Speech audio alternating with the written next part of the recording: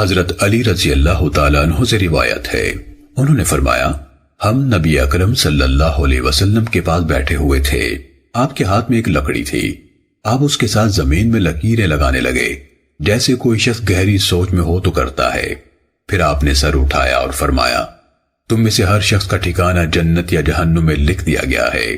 عرض کیا گیا اے اللہ کے رسول، پھر ہم لکھے ہوئے پر بھروسہ نہ کر لیں؟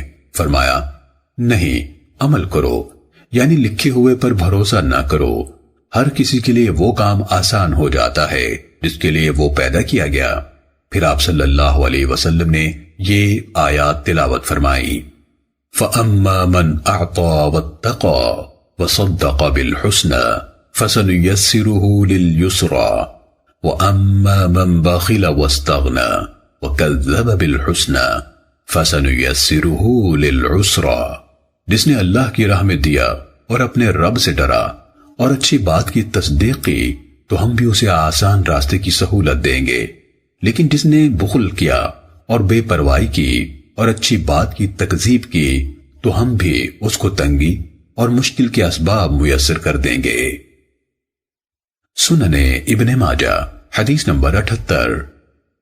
حضرت ابو ہریرہ رضی اللہ تعالیٰ عنہ سے روایت ہے، اللہ کے رسول صلی اللہ علیہ وسلم نے فرمایا طاقتور مومن کمزور مومن سے بہتر اور اللہ کو زیادہ پیارا ہے، اور ہر ایک میں خیر موجود ہے۔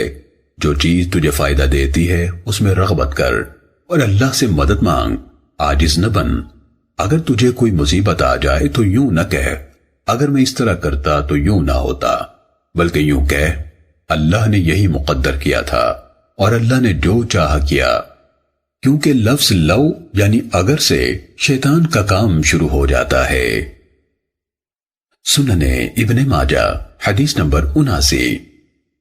حضرت ابو ہریرہ رضی اللہ تعالیٰ عنہ سے روایت ہے کہ نبی اکرم صلی اللہ علیہ وسلم نے فرمایا حضرت آدم علیہ السلام اور حضرت موسیٰ علیہ السلام کی آپس میں بحث ہو گئی۔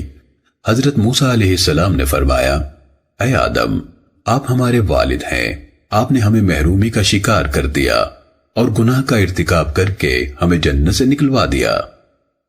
آدم علیہ السلام نے انہیں فرمایا اے موسیٰ، اللہ نے آپ کو شرف ہم کلامی کے لیے منتخب فرمایا اور آپ کو اپنے ہاتھ سے لکھ کر تورات دی، کیا آپ مجھے اس بات پر ملامت کرتے ہیں جو اللہ نے مجھے پیدا کرنے سے 40 سال پہلے میری قسمت میں لکھ دی تھی؟ چنانچہ بحث میں آدم علیہ السلام موسیٰ علیہ السلام پر غالب آ گئے۔ آدم علیہ السلام موسیٰ علیہ السلام پر غالب آ گئے۔ آدم علیہ السلام موسیٰ علیہ السلام پر غالب آ گئے۔ 3 مرتبہ آپ نے فرمایا۔ سنن ابن ماجہ حدیث نمبر 80۔